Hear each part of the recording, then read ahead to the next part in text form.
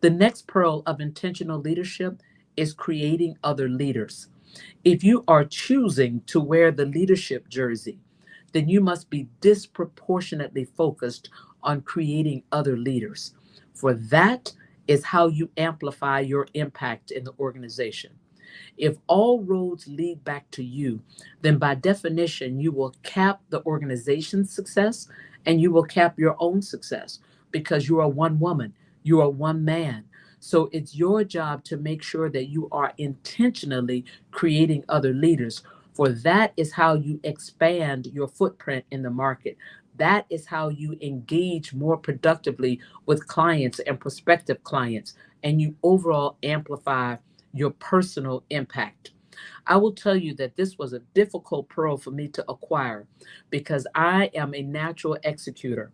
Left to my own devices, I will execute, execute, execute. But there were two things that advanced me on my own leadership journey. The first is that I heard my chairman and CEO say one day that he focuses on only those things that the CEO can do. If there's anything on his list that anybody else on his team can prosecute, it should not be on his list. Translation in my mind when I heard this was, Carla, just because you can doesn't mean you should. Leaders, I tell you, just because you can doesn't mean you should. You must be intentional about making sure that you distribute those things that you are executing so that you can free up white space to create. Leadership is a journey from execution to empowerment. And you must realize that leadership has evolved from oversight to insight. It's your job as a powerful leader in this environment to have insight about what could happen, to be able to see around corners, to be able to effectively integrate the macro and the micro considerations that could make a difference for your team and for your organization.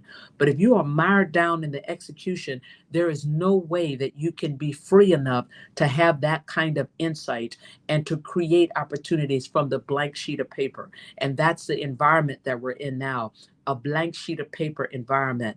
As leaders, we should all be thinking about how do we deliver upon that which we already had responsibility for, but deliver on it in a different way, as if we were starting all over today.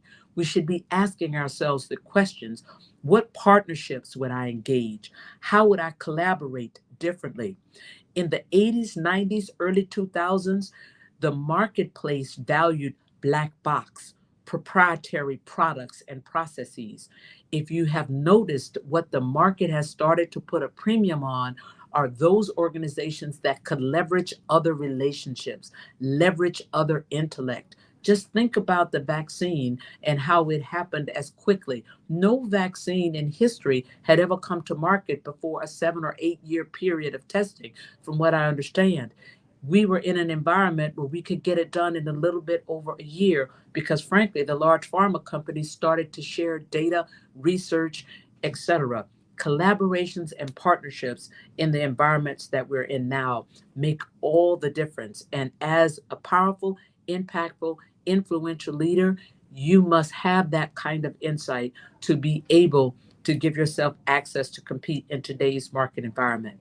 The second thing that helped me on my own leadership journey is I had to think a little bit about, American baseball. I said, Carla, the capital markets banker who's executed dozens of transactions, hundreds of transactions that's generated millions of dollars for the firm, she's standing on first base. But Carla, the visionary leader, the person that can see opportunity amidst chaos, the person that can, have a change of culture amidst a tumultuous context, the person that could motivate and inspire people to deliver beyond that which they thought they could do, she's standing on second base. Well, you cannot get to second base with your foot still on first.